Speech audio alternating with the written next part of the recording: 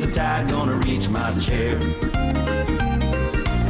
Sunrise, there's a fire in the sky. Never been so happy, never felt so high. And I think I might have found me my own kind of paradise. Welcome back. Daily Show. Almost stopped my place. Missed some words there. My headphones were, quite frankly, just grinding my damn gears. I'll say that. I could tell. Yeah, you could hear it too. Mm-hmm. Yeah. Lacey, how are you? I'm fine. I feel like that was picnic-esque music. Like if you're picnicking on the beach. Yes. No, I agree. It's like the laid back, like have a drink, hang out, sit on a picnic blanket. I truly believe summertime music should be mellow. I feel like people should listen to music according to the season we're in. Oh, yeah. Like fall, yeah. I'm totally cool with Creed in the fall. Like, I feel like that's a good thing. But, like, it just seems like fall music to me. That's like your beer garage drinking weather, you know. That's what, you know, Dad's playing out fixing the car. Yeah. I like the weather season playlist. I just, a good idea. You know, and then like you play Soak Up the Sun in July, you know, yes. Or like let's give them something to talk about, or, you know, like some of those good ones. Right. Because if you listen to Walking on Sunshine. Yeah. Yeah. If you listen to that in the winter, you're just going to get depressed. Right. You aren't going to listen to Holy Night in July. Yeah. Unless you're super dedicated. I feel like if you listen to Christmas music in July. Unless it's the Christmas in July thing. That's different. 1,000% different. Yeah. I'm talking here. Anyway, there's always weird noises at the building now. But I don't know. Like if you're listening to like Jingle Bells in July, or maybe we'll say October, you know, August, I have a little bit of some questions. I have questions all the time. I want to know why people listen to things at any Well, now moment. you know why I listen to my stuff. Yeah, it's all, to me, that's always, you know, like you listen to Fleetwood Mac in October. Because Stevie Nicks is sort of like spooky. The witch, you know, we got the witch dancing going on. Yeah. Like I witch dance the hell out of that. October time, you know what I'm saying? And November. I feel like Rumors is always good around Thanksgiving too. You know, I wouldn't like play Silver Springs at the dinner table or anything like that. But God forbid.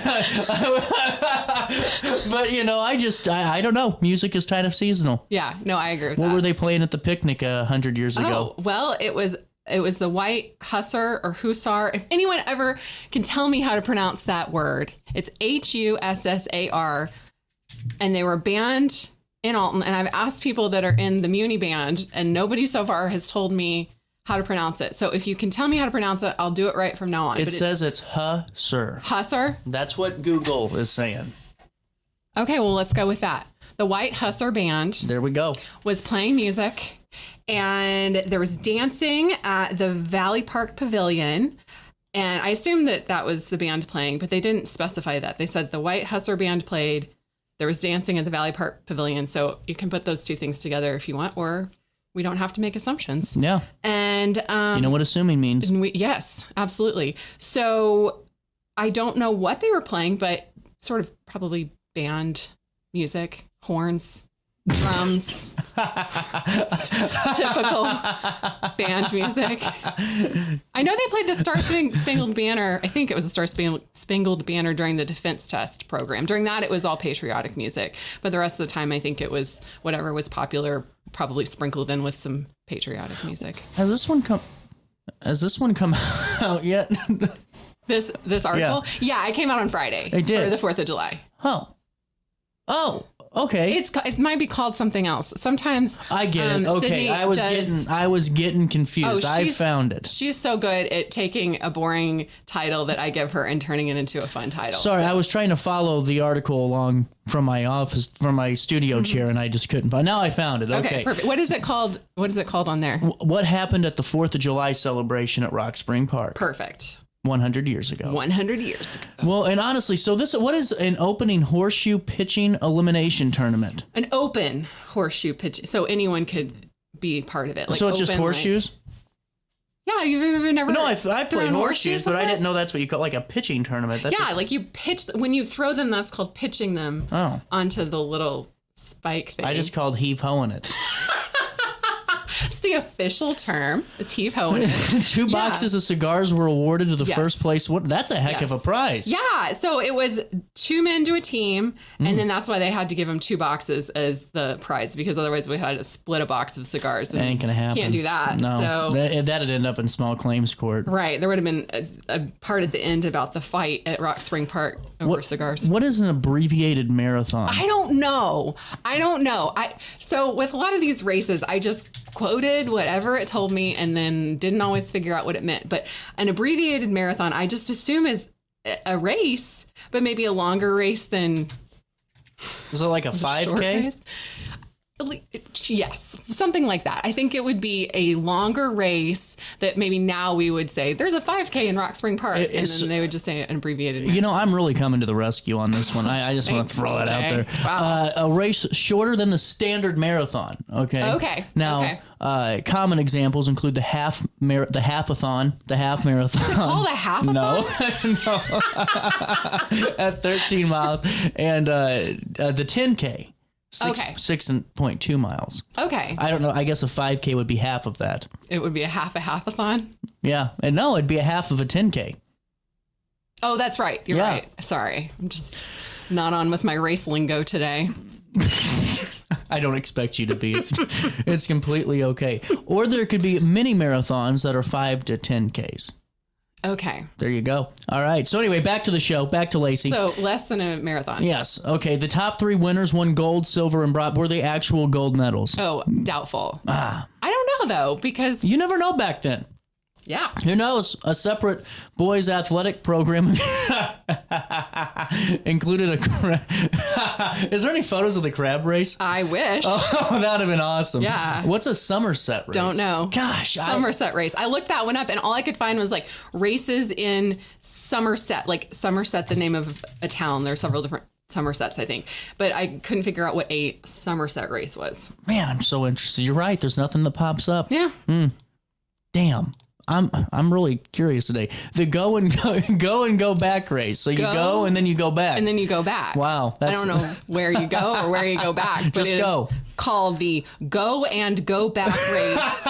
Everything capitalized except and. I wonder if that has some meaning to it. Like it's an and or. Well, like and it's or usually don't not come back. Capital.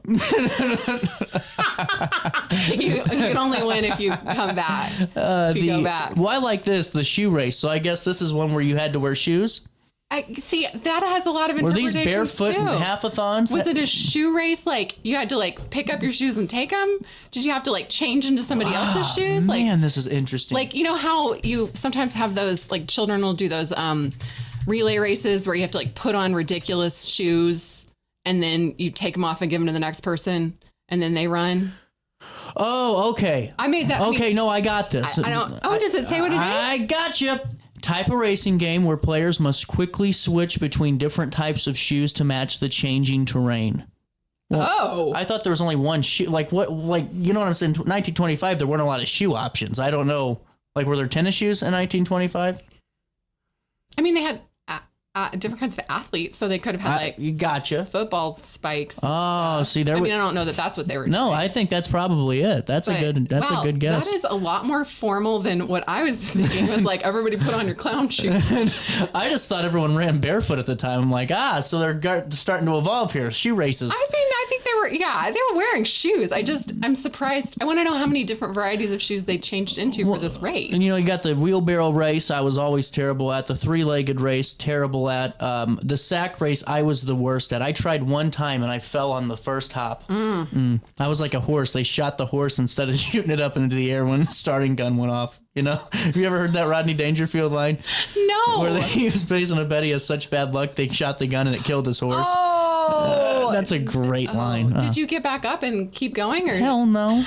50-yard 50-yard dash, 100-yard dash. So the prizes were given out for first and second place, and they consisted of like these are good gifts. Yeah, baseballs and gloves and hats. Oh, and they gave them knives. I think that's right to give kids. Yes. The girls athletic program began at 2:30, 10 and under. There was a balloon race and a what is a bottle race? I don't know what a bottle race is. See, the balloon race, I think I know, right? You run with the balloon. Just copied things down in this one, CJ. See if you can figure out what a bottle race is. I'm looking it up. I'm so excited. Well, I bet you were. It doesn't tell me. This is interesting. And then it's like you have to figure out in context. Like if you could Google in 1925, then we would find out what an abbreviated marathon meant at that time, and we wouldn't have to guess that it was just something under. I need a producer in here that just does like the AI search engine, so like we can just get all that data sent to us at once. Well, but then you wouldn't have the moments of like finding things. That's true. I wouldn't be able to be. You wouldn't be able to tell me that you figured it out when I couldn't. That's true. How would you be smug if it was just someone feeding it to you? That's very true. So anyway, this was Joy Ball. Don't know what a Joy Ball is. It said Joy Ball, and I was like, is this a typo? Is this supposed to be toy? Like literally, I was like, maybe it's supposed to be Toy Ball, and they accidentally put a J in the newspaper. But man, I can't decide that on my own. I have to put Joy Ball in quotes because it said Joy Ball. There's some good prizes. I mean, and then you got them like, they gave them vanity cases, and then curling irons. Yes. And I don't know if a curling iron in 1925. It probably didn't plug in. It probably didn't. It might have been like the kind you put on the stove and it warms up. Very dangerous. Also, like these children, the curling irons were for the backward race and the 3-legged race. So those were for girls 10 to 15 years old. At least they age appropriate. Yeah, they weren't giving a terrifying curling iron to a 5-year-old. The afternoon attendance at the picnic did not live up to the expectations, though. Why? They were worried. No one showed up. And, well, at least not enough people for all the food and drinks that they'd bought. So the American Legion was very worried. They were afraid that they weren't going to clear, like, the amount of money that they had used to buy everything. But luckily, people started coming in the evening, and then they were able to not only make as much as they needed to cover the expenses, but there was a little bit extra. Thankfully. Yes, because this was the 5th annual one. And so I assume they kept doing it after that. But if they hadn't made enough money to cover it, then that probably would have been the last one. Alton's largest, what does that say? DAer? Where are you? Oh, I'm at look at this. Alton's largest DAer in fireworks. Okay. It's supposed to be dealer, but it just got printed a little weird. CJ's looking at an ad. I am looking at an ad, and I am ready to rip it to shreds. Okay, so. Yes. The Altonians did gather in force in the evening. They did. So they did not know about it until the afternoon? I think they just didn't feel like going. Maybe it was really hot. That's what I was saying. It was probably really hot that day. Yeah. And the picnic was also a success from a safety standpoint. Yes. No accidents reported. 1 or 2 children taken ill due to the heat and sent home. So heat probably was why people didn't come. Context clues. We're getting there. Yeah. I'm feeling it now. So anyway, I think it's interesting though.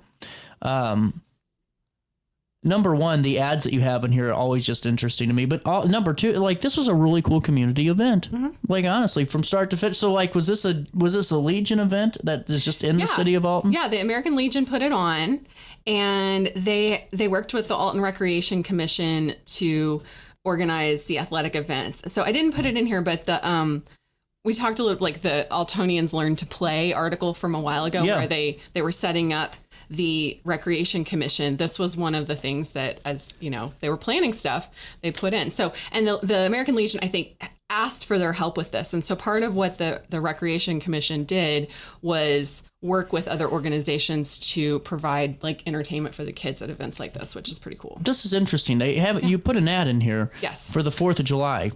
And you could get dresses for $3.95. Fancy dresses. You could also get heavy washable silk and what's crepe? Crepe.